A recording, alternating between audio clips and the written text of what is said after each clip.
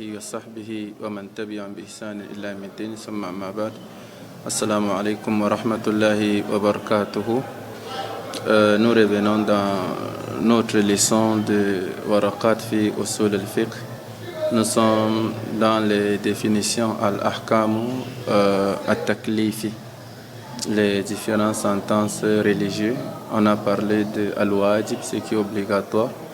On a parlé d'al-Mubah, ce qui est al-Mandoub, ce qui est Sunnah, facultatif. Aujourd'hui, nous allons voir les deux formes d'interdiction. L'interdiction formelle qu'on appelle haram, l'interdiction informelle qu'on appelle makruh. Ici, le Cheikh rahimahullah ta'ala, il dit wal-mahzour ma yuthabu ala tarkihi wa yu'aqabu ala fi'lihi. Le mahzour dans le haram, c'est ce qui est récompensé, c'est que l'acte est récompensé.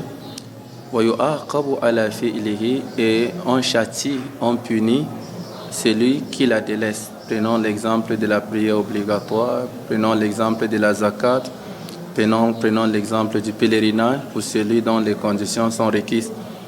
Et wal makruh, et le makruh, l'acte déconseillé, ma yusabu ala tarkihi wa la yuaqabu ala fi'lihi, c'est que on récompense au moment que tu la délaisses, mais on ne châtie pas au moment que tu l'as fait. Prenons l'exemple de donner avec la main gauche ou de prendre avec la main gauche. C'est déconseillé d'entrer dans le WC avec le pied droit ou d'entrer dans la mosquée avec le pied gauche. Ce sont des choses makruh, mais ce sont des interdictions qui ne sont pas formelles. Donc ça, c'est la parole d'Imam Haramain rahimahullah. Si nous revenons un peu en profondeur, retenons al-mahzour ou al-makruh, dont les deux termes sont utilisés. Lui, il a utilisé le terme mahzour, mais beaucoup utilisent le terme makruh, parce que le mahzour vient de l'interdiction. Une chose interdite, وَمَا كَانَ عَطَاءُ رَبِّكَ مَحْظُورًا. Donc il n'y a pas de souci, soit on dit هذا mahzourun ou هذا makruhun. Mais comme on disait, la définition d'Imam al-Haramain, c'est la définition ta'rif ou bil-hukum. Donc c'est la définition de la sentence. Celui qui fait, quelle sera sa sentence? Celui qui délaisse, quelle sera sa sentence? Mais ce n'est pas la définition qu'on appelle jami'un mani'un qui est complet. Imam al-Tufi, dans Bulbul, Sharh Mukhtasar al-Rawda, il définit le makruh en disant maqtada tarkuhu iqtida'an ghayri jazim.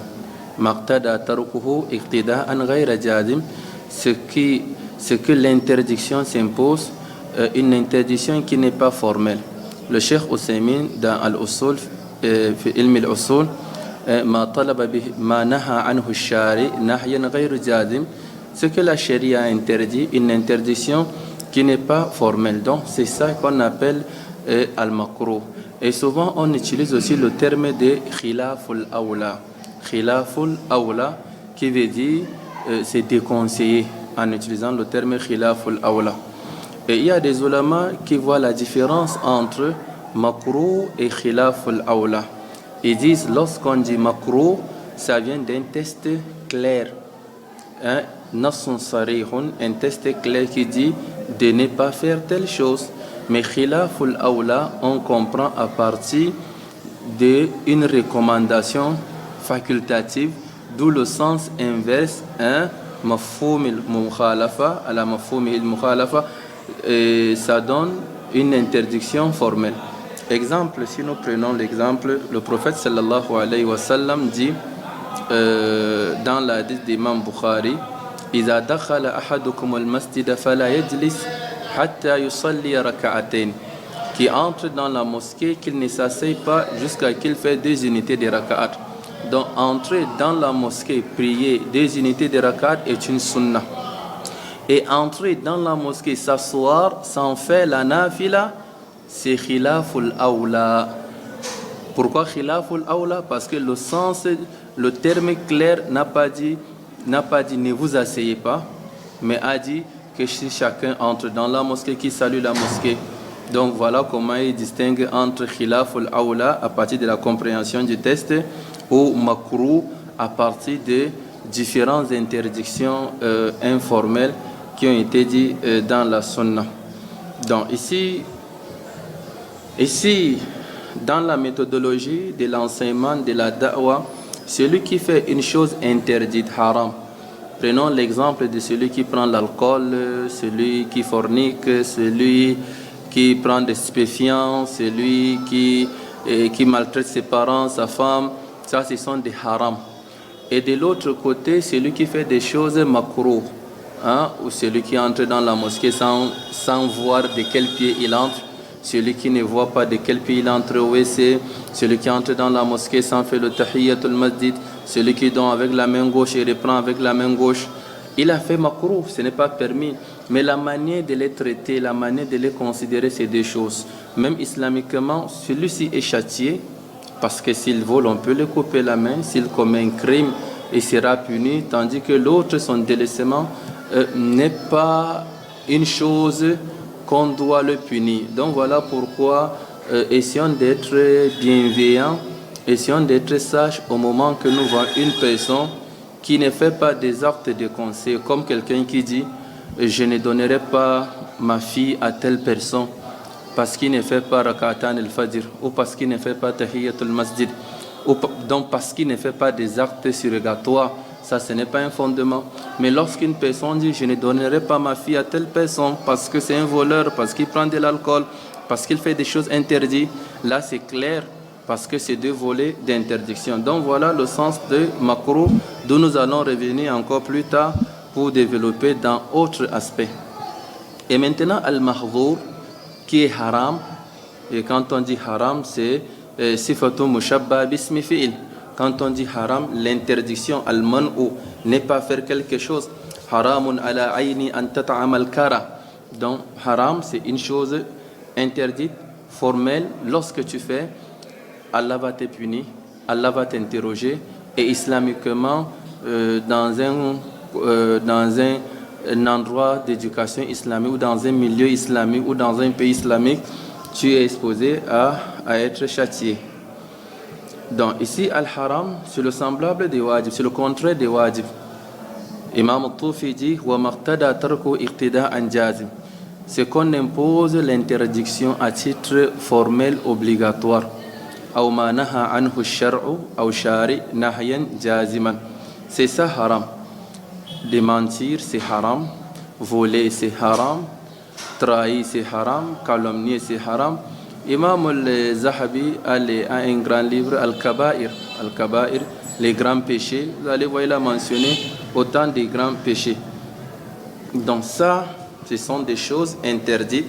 Il n'est pas permis de l'homme de s'approcher parce que nous vivons entre la recommandation et l'interdiction. Ce qu'Allah interdit, l'homme ne doit pas faire. Bon, ici, une chose en même temps peut-elle être haram et halal en même temps? Les ulama disent qu'il y a possibilité, il faut qu'on comprenne les interdictions selon le volet. Il y a ce qu'on appelle al-wihda. Al-wihda, il y a wihdatu bil-jins. On peut trouver des mêmes noms, les mêmes espèces, d'où dans cette espèce, il y a le halal, il y a le haram. Prenons l'espèce bestiale, les animaux. Quand on dit les animaux, on ne peut pas dire les animaux sont haram et on ne peut pas dire les animaux sont halal. Mais nous allons dire une couche des animaux sont halal à un seul mot, comme les poissons. Une couche des animaux sont haram sur condition. L'autre halal. L'autre haram sur condition, il faut sacrifier, il faut immoler, il faut couler le sang par bismillah. Et une couche sont haram, quel qu'en soit le cas, même si on immole par bismillah. Donc, prenons l'exemple des bahimatul an'am, le mouton, la chèvre, le bœuf, le chameau. Ce sont des animaux halal lorsqu'ils ont été immolés par bismillah. Mais prenons le porc, prenons le chien, prenons le lion, prenons le corbeau et bien d'autres. Ce sont des animaux haram, même si on dit bismillah. Donc, ça c'est wihidatu bil jinsi. Tandis qu'on les appelle tous des animaux, mais une couche sont halal, une couche sont haram. Et il y a maintenant wihidatu bin naw'i. Il y a aussi un naw, comment dirais-je, un naw, donc la qualité ou la manière de la chose recommandée. Exemple, prenons l'exemple de sujoud, la prosternation. En même temps, la prosternation peut être haram et la prosternation peut être recommandée à titre wajib ou facultatif. Voilà pourquoi Allah tabaraka wa ta'ala dit La tasjudu lishamsi wala lil qamari. Ne vous prosternez pas envers le soleil ni la lune. Donc cette sujoud est haram. Wasjudu lillah. Prosternez-vous à Allah tabaraka wa ta'ala. Donc vous voyez, on les appelle tous sujoud, mais le sujoud à autre qu'Allah est haram. Le sujoud pour Allah est haram, recommandé. Voilà pourquoi dit wasjudu lillahi alladhi khalaqahunna. Adorez Allah. Prosternez-vous envers Allah qui les a créés, c'est que vous vous prosternez pour ça. In kuntum iyyahu ta'budun. Donc ça c'est no. Et maintenant il y a wihdatu bil ayn. Il y a l'interdiction en précisant la chose, aynu shay, en disant telle chose est haram. Bon, maintenant à ce cas, on peut trouver la chose souvent halal, souvent haram, en même temps. Et voilà d'où vient un cas de mas'ala, d'où les ulama appellent as-salatu fil ard al-maqsoub. As-salatu fil ard al-maqsoub, prier sur une terre que tu as arraché, ou tu as volé, ou tu as pris par force, et tu te tiens sur la même terre, tu pries. La prière est recommandée, mais l'endroit que tu te trouves est une interdiction. Donc on trouve halal, on trouve en même temps haram. Comme celui qui porte la chaîne en or ou en argent, je parle de l'homme, et il prie en même temps. La prière est recommandée et la chaîne qu'il porte est haram. Ou celui qui vole en pleine prière, le téléphone de l'autre tombe, il retire, met dans sa poche. Dans la prière, c'est halal. Et le vol qu'il a fait, c'est haram. Ou bien prier au cimetière, prier dans une église, prier au WC, prier à l'abattoir, là où il y a plein de sang. Hein? Ce n'est pas, c'est quelque chose qui vient à deux volets. Il y a une recommandation, il y a une interdiction. Donc, doit-on dire, sont-ils séparables ou inséparables? Et l'auteur de Maraqi Saoud, a mentionné ce cas. Il a dit مثل الصلاة بالحرير أو ذهب أو في مكان الغصب والوضوء انقلب ومعطن ومنحج ومقبرة كنيسة وذي حميم مجزرة. Donc, à partir de ça, les ulamas se sont divergés. Qu'en est-il de la sentence d'une personne qui prie avec la chaîne sur le corps? Sa prière est acceptée. Qu'en est-il celui qui a fait un pèlerinage avec l'argent haram? Le pèlerinage est recommandé, l'argent est haram. Qu'en est-il du cas de celui qui a prié dans un endroit interdit? Les ulamas se sont divergés. Imam Ahmad rahimahullah dit la prière est batil, la prière est annulée. Donc l'adoration, quelle qu'en soit l'adoration, des choses mentionnées n'est pas acceptable. Ça c'est la version la plus forte d'Imam Ahmad rahimahullah. Yajibu qada'uha, on doit rembourser, selon Imam Ahmad bin Hanbal. Et tandis qu'il y a des ulama comme qui voient que non, la prière est annulée, mais on ne doit pas rembourser parce qu'on n'a pas recommandé de rembourser. Hein? On n'a pas recommandé de rembourser. Et les salaf aussi n'ont pas fait la même chose. Ça c'est la version d'Imam Baqillani, Abu Bakr al-Baqillani, parmi les têtes de l'école des Mutakallimin. Imam Baqillani ainsi que Al-Razi, l'auteur de Al-Mahsul fi Usul al-Fiqh. Et il y a la troisième parole qui dit la prière est sahiha, est valide. Hein? Ça c'est une deuxième version d'Imam Ahmad bin Hanbal. Et aussi c'est sur cette volée que Imam Malik, Shafi et beaucoup de savants ont adopté en disant la prière est valide. La prière est valide. Et il y a une quatrième version qui dit annaha sahiha, la prière est valide. Walahu ajru salatihi wa ajru ismi ghasbi. Il a la récompense de la prière ou du jeûne ou du pèlerinage ou de la bonne action qu'il a fait, et il sera châtié de ses péchés. Mais si nous prenons le cas du pèlerinage, ou le cas de construire la mosquée avec l'argent haram, c'est qui est sûr, il n'y a pas sur la forme, on va dire, il a la récompense de bonnes actions et il a le péché de mauvaises actions. Mais sur l'acceptation, c'est une autre chose. Sur le fondement de l'acceptation, Allah va accepter. Hein, c'est validé, oui. Est-ce que tout ce qui est validé est accepté par Allah? Allah a les conditions d'accepter la chose, même si c'est valide. Prenons l'exemple de celui qui a prié. Il a respecté les actes obligatoires, les actes facultatifs, il a bien fait l'ablution, il a fait tout. Mais maintenant, peut-être Allah n'a pas accepté vu ses manques de sincérité ou bien d'autres. Donc voilà pourquoi